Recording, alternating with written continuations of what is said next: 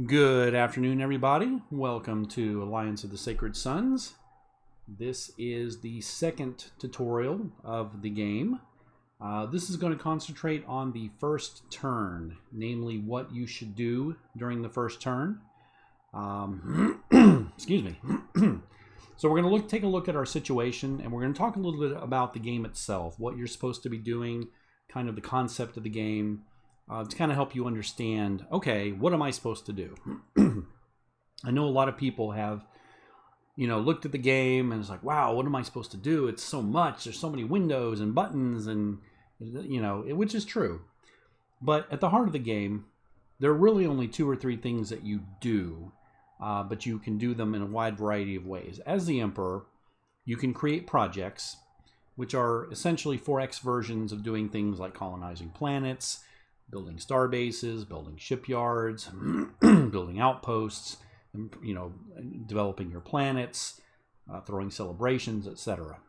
You can also do actions, either personal actions, or you can do actions on other characters. And this is essentially orders, personal interactions, negative actions, special house actions, or through the Intel system, Intel actions.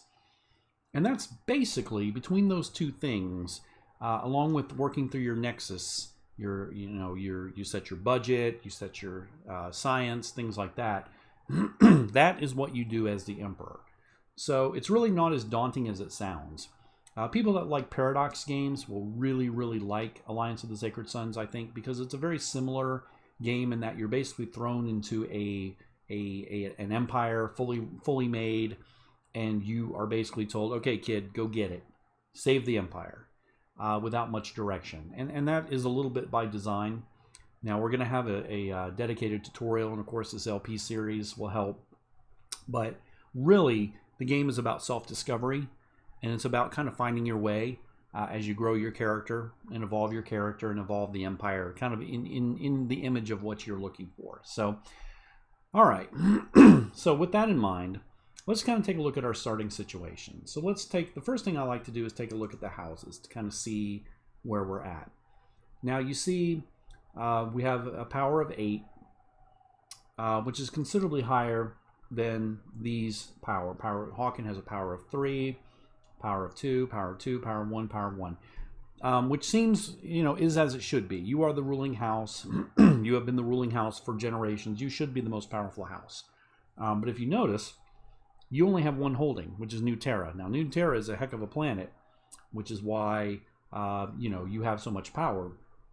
But here's Hawken. They have 3 holdings, which are planets. Igaraja Bass has 2.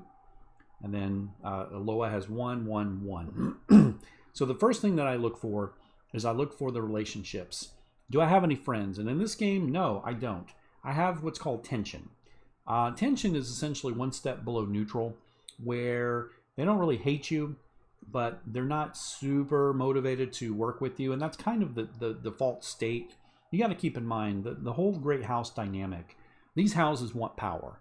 They're each run by house leaders. I'll go ahead and show you. They're each run by specific people. They have a specific personality. They want specific things. Each house has their own goal. Each character, each great house leader has their own personal goals. And so they're not necessarily aligned with yours. And so a really important concept to remember in Alliance of the Sacred Sons is that everybody has their own goals. Everybody kind of has their own agenda. And it's not all one happy empire. They're not always pulling along for you to say, hey, we're going to do what you want all the time. That's just not how it works. So a part of the game is for you to kind of work around that. You can't make everybody happy. They have interpersonal relationships. If you make someone happy, it'll make someone else unhappy. You just have to figure out what's most important. Alliance of the Sacred Sons is a game about priorities. You have a limited amount of action points. You have a limited amount of resources. You have a limited amount of time. You have a limited amount of friends. You have to take those limited resources and basically build the empire back up.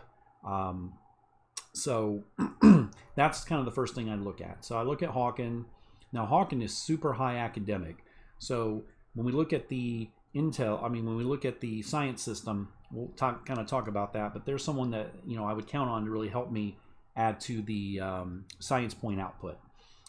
We know they want power, but we don't really know how yet. You know, there's tension. Now this is your relationship. It can go negative or positive. This is essentially the emperor relationship. If it goes all the way in the red, you will automatically go down to the next level, which is limited war. I don't want that. I'm not ready for a war. So another big part of the game is keeping these houses relatively happy so that they're not completely pissed off and decrease their level. Now, of course, if you go the other way, you can increase your relationship with them. The idea is you can actually vassalize houses if your relationship is high enough. It goes neutral, cooperation, allies, and vassal in that order for more friendly. And the more friendlier a house is, the more they will contribute to the empire. They will contribute their trade, they will contribute science points, they will contribute their administrative capacity. So that's for a lot of reasons you want houses on your side. All right, so let's look at Idaraja Bass. Now they're we don't know their house goal because their intel level is very low, but we do know they're really good at farming and high tech. So they're really not good at much else. They're traditionalists. So, but food is a thing. If you run out of food, your systems really hate that, and you do not want to lose due to riots. So there's someone else that you kind of want to get to know. Iloa is going to be your mining house. Now they are big on mining, also somewhat big on economy. So they are good to have as viceroys, especially on mining outposts where they can kind of maximize your miners. Viceroys, their skills actually improve the populations on a planet. It's kind of a cool system, and we'll show you that in a later tutorial. Halcyon Musharraf, they're big on building, what we call engineering. So if I need a planet to be developed quickly and I need things to be developed, a Halcyon Musharraf Viceroy is just the ticket. And then finally, Waldegrave. They are the big bad military. They also tend to be very aggressive. They're not someone that you necessarily want to be enemies with. Their leaders tend to be quite salty. So, you know, you really want to kind of think about twice before you piss around with Waldegrave. So I tend, when I see they're in the game, I tend to step lightly around them. Although they are fairly low power in this particular game, which is a good thing. So what I already know, let's take a look at my situation. So I have 141 ADM, administrative capacity, which is really not very much. This is what is used for projects. Basically anything you do on a planet level or higher uses ADM. So when I take a look, I'm only getting 17 because I didn't, remember, I didn't put very much into government. So even though I have New Terra, which is a government epicenter, because I don't have that tradition, I never built New Terra into the civilization capital powerhouse it should be. And that's why it's really important to think about your early tradition choices, because it will shape your empire and, of course, your individual holdings. Now, Hawken, on the other hand, they have 53, and Waldegrave has 49, but they are only giving it 35% because they are at a tension level with me. So if I want to unlock more ADM, I have a couple of options. I can either build more admin on my own planets. I can convince the high ADM houses, which are Hawken and Waldegrave, I can work with them to become friendlier so that they give me more of their ADM once they go up a level. Or I can colonize new planets, and I can either develop them myself or I can give them to houses. The big part of the game, you can actually give systems and planets to other houses to definitely increase their relationship with you. But of course, if you give them to a house, then you don't completely control them. So I don't have a lot of ADM.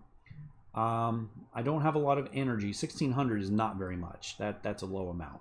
I have a decent amount of ship components. My treasury is in pretty good shape.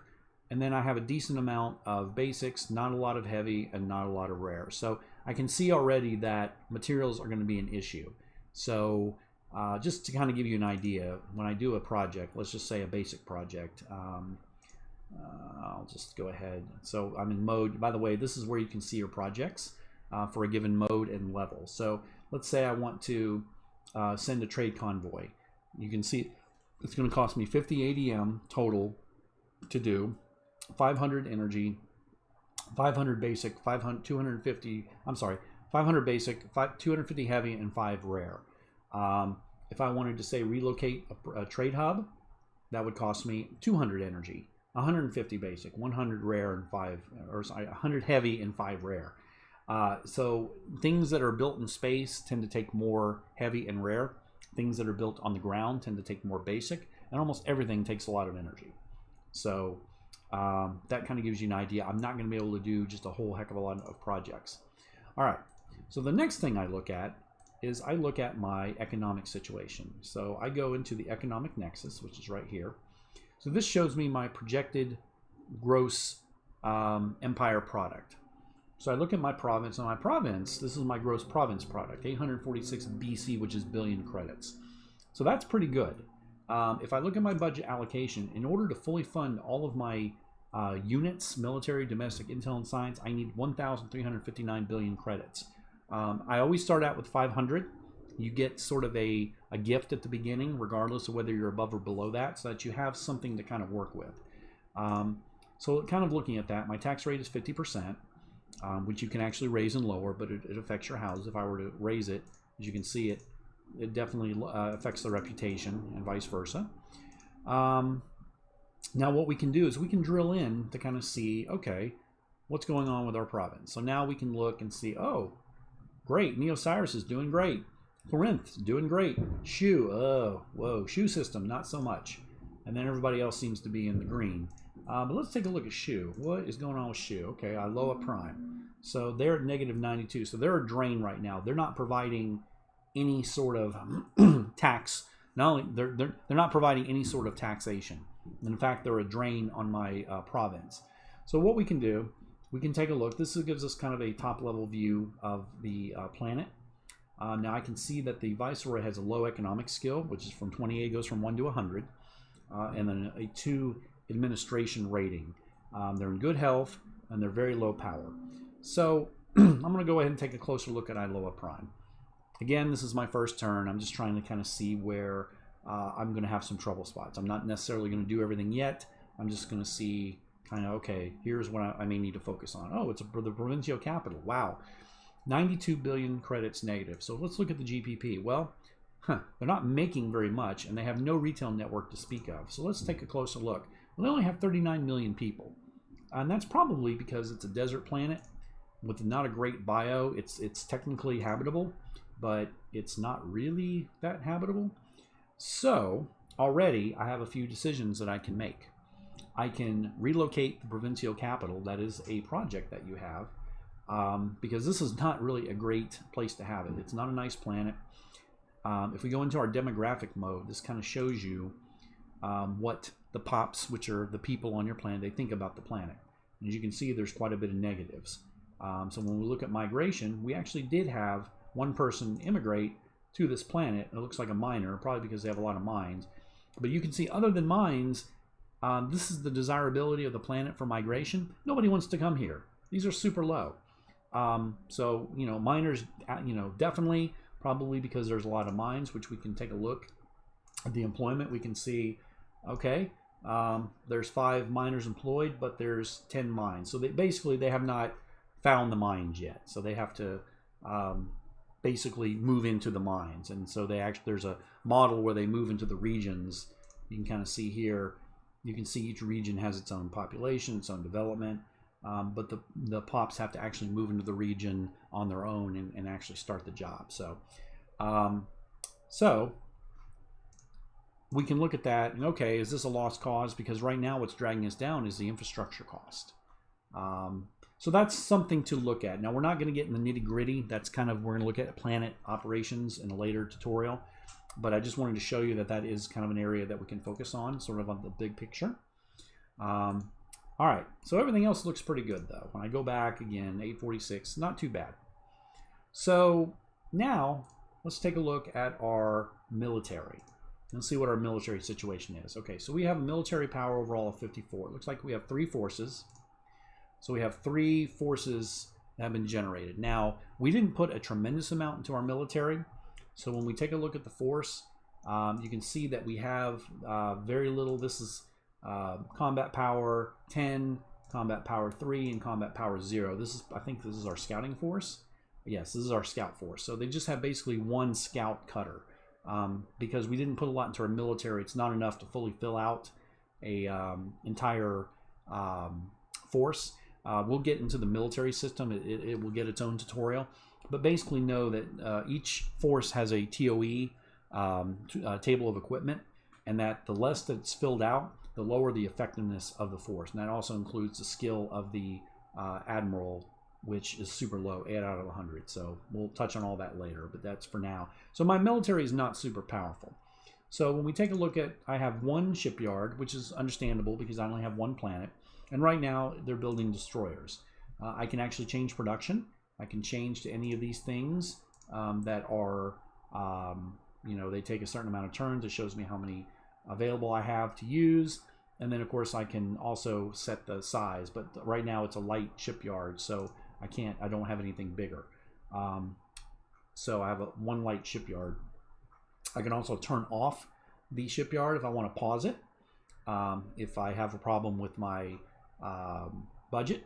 But right now it looks like, looking at the overview, my overall budget is 61%. It looks like I'm going to need about 206 BC to fully fund my military, which is okay.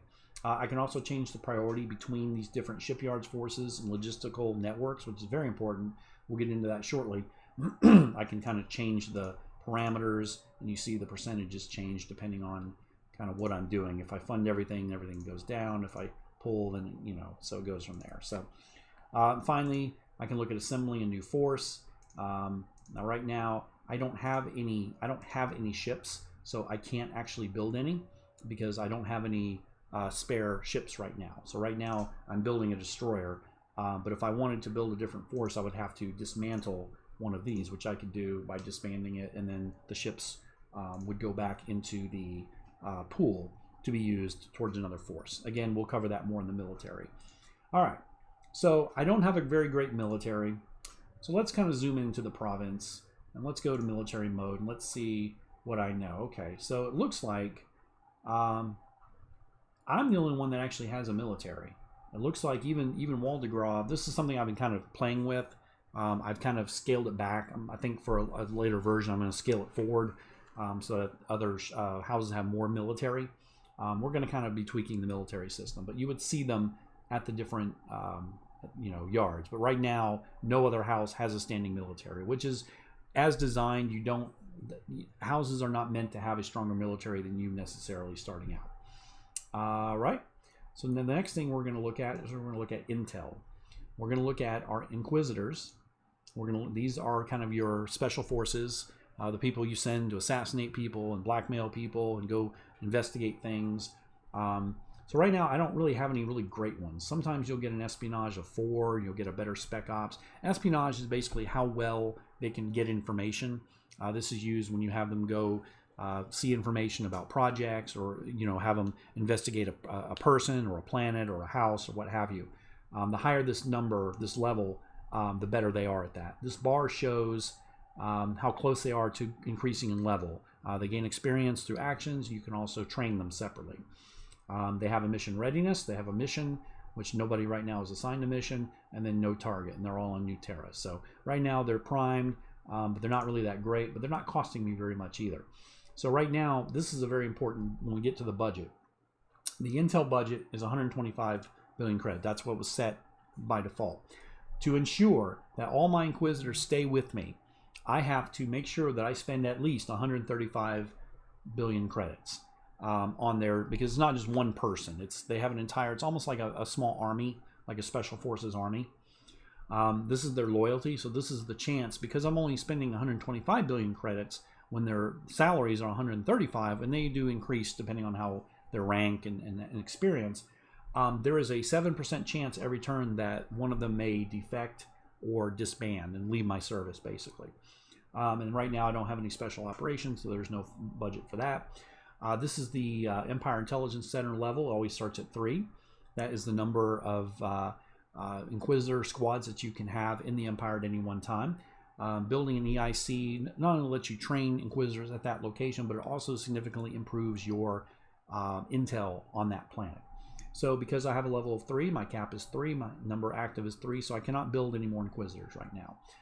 Plots, Plots are basically actions taken by other characters against other characters, including you. Plots can be anything as simple as raising money, trying to get a new job, improving their power, all the way up to assassination, blackmail, extortion, some pretty nasty things. So when we catch wind of plots, we see the most significant one here, and then we can go to the plot list, but there are no plots currently right now. So right now, everything's kind of pretty set. The last thing I'm going to look at immediately is going to be the Science Nexus. So this shows me right now, based on our budget, we are getting 8.8 science points per turn. Now we split that between social and military. So we have social fields, which are further split. There are 6 fields of study: diplomacy, divinity, harmony, literacy, prosperity, supremacy. And then we have our military fields: ground units, invasion tactics, warships, space combat, weapon research, and the Lazarus Project, which is the win condition I described in the last game. So see, right now, it's split. It always defaults at 50-50 split. Now you can see this is the percentage of their science points that they're generating, which are generated through academies on the planets, and they have to be staffed with academics. Every building has a type of population, and it has to be staffed, and that's how you generate basically any sort of points or build points, science points, mining, etc. And again, we'll cover that in the next tutorial under planet operations. So, but for now, what I know is right now, Hawken is putting out a decent amount of points, but I'm not getting that many. They have 37 academies. Now remember that I said I had a 50, and I had a focus for my academies at the beginning. So I have 98 academies. That's where my focus is. So New Terra is not a government center. It is an academy center. And right now, because I have a decent science prime, I'm getting an extra 16% of science points. But I'm only getting 8.8 science points because when I go back to my funding, I'm only funding 25% of my science. So that means I am only getting 8 SP. If I were to fund everything into this category, I would have like 30 or 40 science points because I have so many academies. So that's something to consider when we're kind of setting our strategy.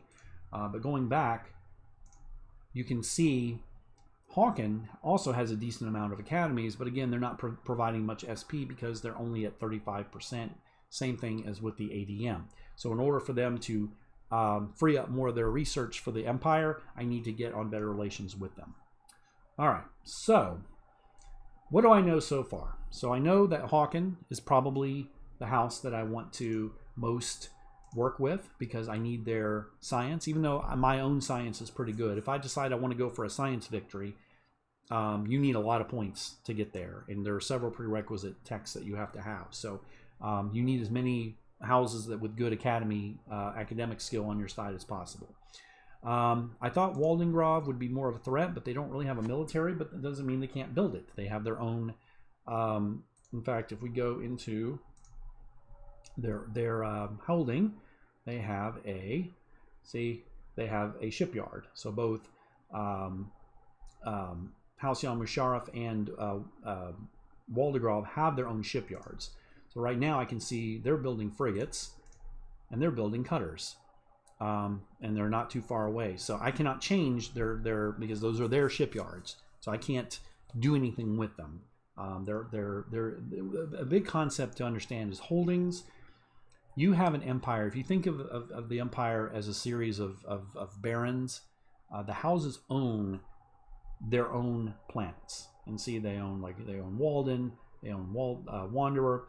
So they are obligated to give you a certain amount of points, money, ADM, etc., whatever is generated from that planet as part of being part of the kingdom. The idea being is that you provide protection and the overall stability of being in the empire, as opposed to them staking out on their own and being their own empire.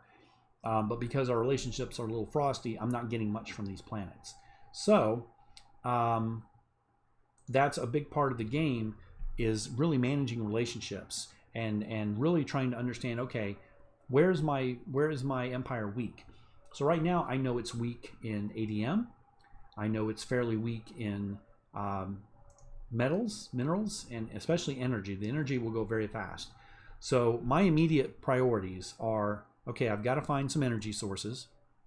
I've got to improve my science, because to do that, there are some things that I can do. So let's go back into science. Okay, how can I improve my energy? Well, I can mine for it. So let's take a look at our stellar nexus. So this tells us that we have one province, Radagast. It's a class S province. We class our systems and our provinces. It goes S, A, B, C, D, and S is the highest rank, D is the lowest. It's kind of a quick way of seeing how good a province is and how much prestige a character will get from being posted there. So when we click on it, we see that we have Neosires is a B class province. We have several B class and a couple of C class. So we don't have any terrible provinces, but we don't have, or terrible systems, but we don't have any really great ones either. So when we look at mining over here, this is the province output. Okay, so we're getting a fair amount. We're getting positive materials, but when we look at energy, we have negative 40 energy throughout the empire. Even though we have 41 what are called fluxmen working, we have a net negative in the empire. So when we go see our own system, we have a negative 12. And so, we need to fix that. We need to say, okay, where can I get, okay, here is Iloa with a negative 1, negative 2, negative 16, and negative 10. So I don't have any systems right now that are putting out more energy than they are making, which is a problem because long term, I'm going to run out of energy.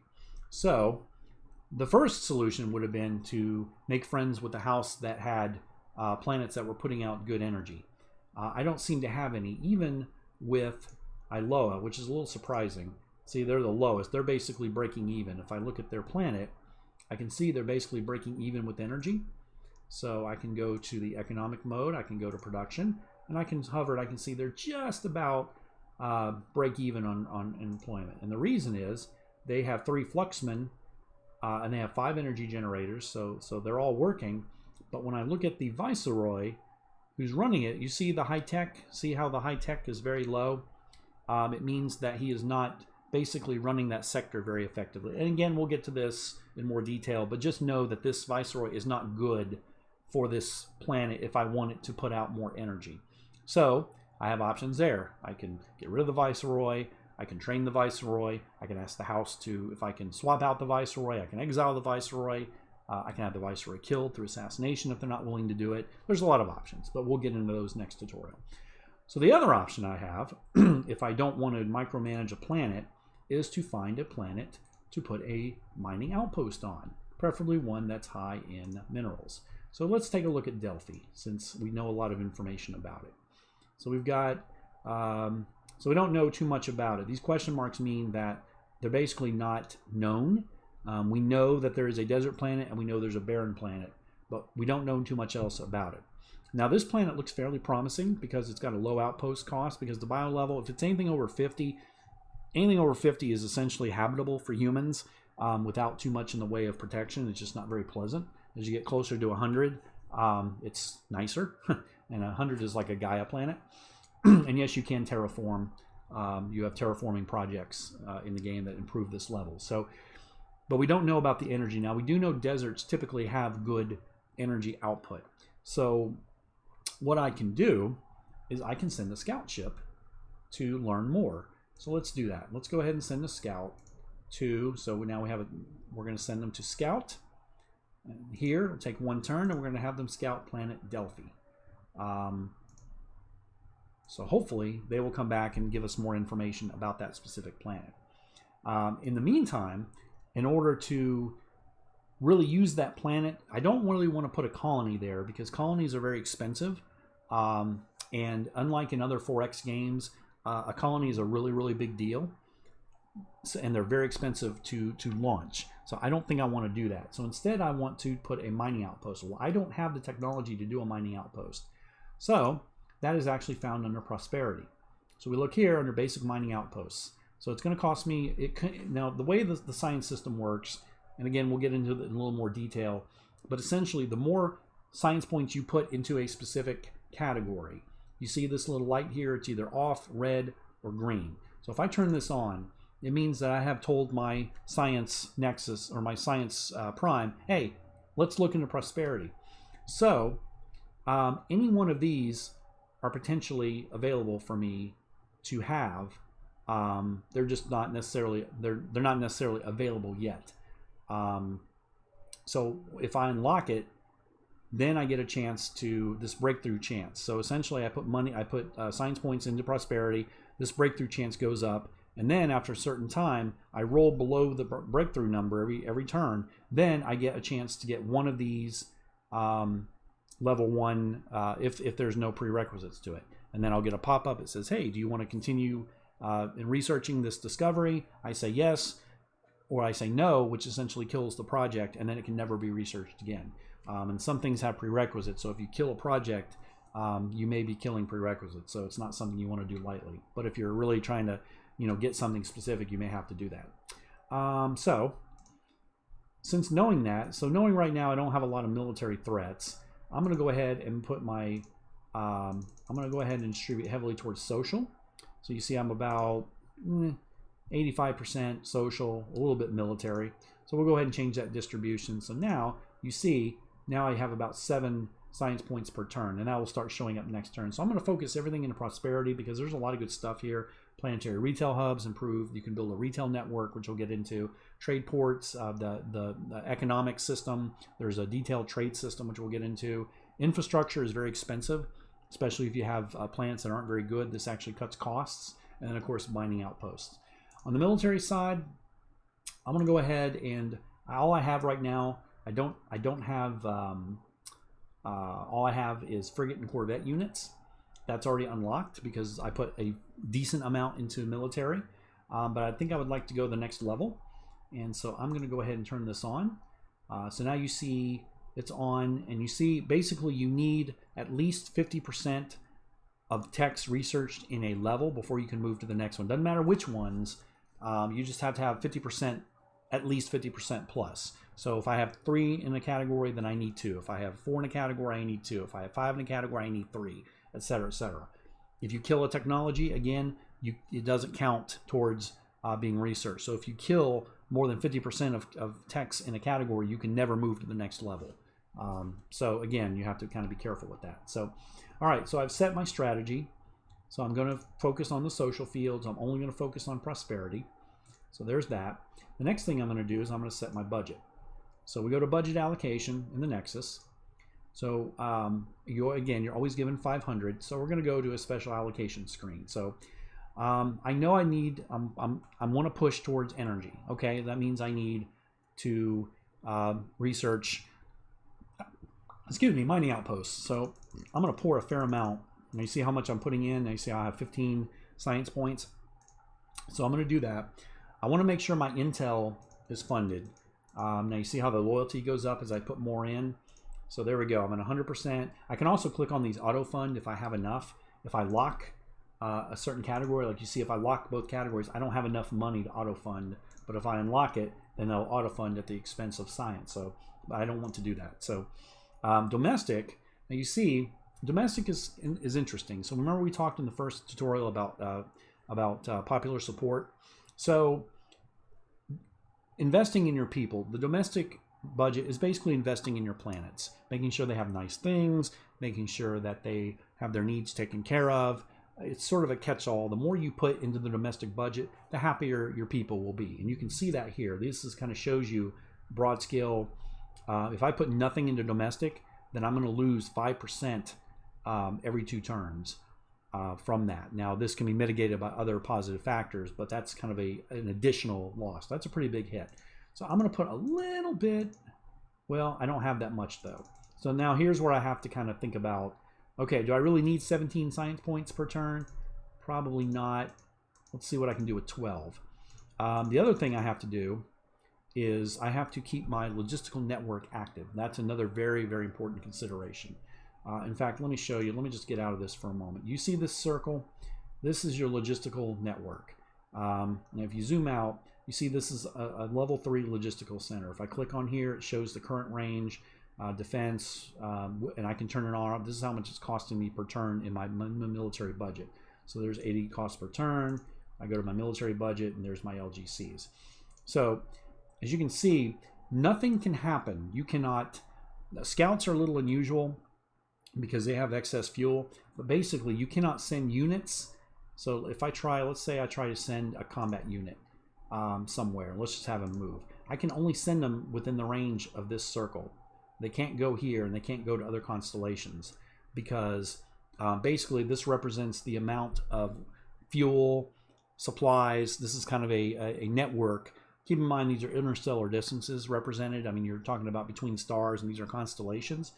So you have networks that are fueled and funded and basically filled.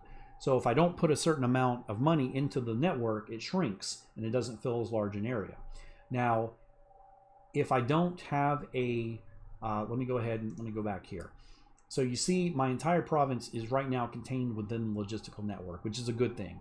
If I have any systems that are contained outside of it, they cannot trade, they cannot have migration, they cannot be reached by military unless it's a special, like a scout. And they get very unhappy about that. So when they're cut off from the empire, that's a special state. And that house that owns that system starts to get very unhappy because people don't like being cut off from the empire. So a big part of the game is actually building out your logistical network. So as you move to these other provinces, you start building your empire, which you will have to do in order to attain enough power to win the game. You start building logistical networks. I'm going to show you just kind of what I'm talking about. I'm not going to actually do it, but you have construction fleets or forces that actually build you know, these networks. So I'd actually go here to build, and now you see I have a kind of a cursor that lets me build, and this circle shows the range of basically a class 1 logistical network. So the circles have to touch in order for it to be considered linked. If they're not touching, the circles are in yellow. Since I only have one circle, it's in green right now, but any yellow circles means that they are not connected to the empire, and they're basically worthless. A red circle basically means that it's not turned on. You can actually turn your centers on or off. Let me get out of this real quick. I can actually, it costs me an action. You see that I have one, but see if I turn it off, it only costs me a little bit. Now you see it's red. So you see it's full size, but it's not actually active. So I'm going to go ahead and turn it back on. I know that I wouldn't normally do that because it costs an action point, but you see now it's back to that in green, even though it's smaller. So that's a consideration when I'm funding, because what I don't want is for my logistical network to be so small that it starts cutting off the rest of my empire. So when I go back to right now, these lines, this shows 50% funding, 75% funding, 100% funding. So you can kind of see, I know it's maybe a little hard to see, it's like a preview to show, okay, I need to fund at least, so I could probably get away with about 45% funding in order to keep that logistical network up. And remember, I can also shunt things otherwise. You know, right now it's at 52%, but I could change the priority. It would cost me an action point, but I could do that. So going back, let's go ahead and set the budget with that in mind. So we'll go ahead and set this to, we'll say 12, and then we'll go ahead and fully fund our intel. And now we have a kind of a choice to make. So we know and also this generates fear. So if I don't put anything into my military, my fear drops. This is one way to drop fear if you don't want it to be very high. Basically, the more powerful and large your military, the more your people fear you. Of course, you can also have them support you if you fund both your military and your domestic side, as you know, first world countries tend to do. All right, so we'll just put a little bit into that to keep our make sure we get our logistical network the right size, and then we'll put just a little bit into that. It doesn't show it here, but there are fractionals, so it did help a little bit. So we'll go ahead and approve the budget. Another option that you have, you can actually subsidize the budget from your treasury. Let's say that I wanted to, you know, I just really, really wanted to fund science this turn, and I wanted to put an additional 300 or 400 into it. I can actually take money from the treasury, and this is my, you know, house treasury, and put it into the budget for this year. And I'll show you what that looks like. If I pull money, see how it kind of goes, you know, as percentage, you see, I'm taking it from my treasury, and this shows how much it would cost to fully fund everything. So you can kind of, it's a little helpful thing. But you see my popular support would increase. So let's say I were to pull 25% from my treasury. my popular support would actually increase immediately, because people see that, oh, hey, he's pulling out of his own house to make our lives better, in theory. You know, of course, if you're putting it all towards military, and you know, it would kind of be a wash, but you kind of see how that works. But we're not going to do that. It's kind of a little bug where it, you know, resets every time you do that. So let's go ahead and auto fund. Okay, so I'm going to go ahead and put military up here and just put a little bit here. Now we're going to approve the budget. Now, as you can see, we're ready for the next turn. Okay, because I've already, you know, I did the event the first turn. So now I have some strategies. By the way, if you look at the Logistical Network, you see my coverage is 52%, so I'm still good there. My active forces, they're taking 110 billion credits. So they're only, but you know, I'm only allocating 38% towards my forces, which is fine. It's kind of like putting them in mothball status. If I were actively in combat, or if I were sending them to intimidate a house, or doing something offensive with them, I would want them to be better funded. But right now, I don't really need to worry about it. So, all right. So, last thing I tend to do is I look at my intern summary. I take a look at, I know we showed it in the first one. This shows the events. We know a factory and a high-tech facility. Right now, we've dealt with all the critical events, and there's really nothing else going on the first turn. All right. So we're going to go ahead and hit next turn. We've done everything we want. We know we want to scout this system here, which we've already done. We want to see if it will make a suitable base. And longer term, we want to find a base for a good military outpost. I'm sorry, a mining outpost. We want to start making friends with Hawken, because we've identified that we want use of their academic and high tech, because we know that we need energy soon to do anything. And we want to make sure that we don't let our relationship get too far with Waldegrave, because they are in the game, and we know that they can be a threat if they start building a military. Longer term, so those are our short-term goals. We have established our logistical network so that it won't cause problems, and we're ready to go to the next turn. So we'll go ahead and click on that, and turn times have really dropped. We can see that's already done. So we'll go ahead and look at the second turn next game. I'll go ahead and save, but thank you guys for watching, and we'll have the third installment up shortly. Have a great day.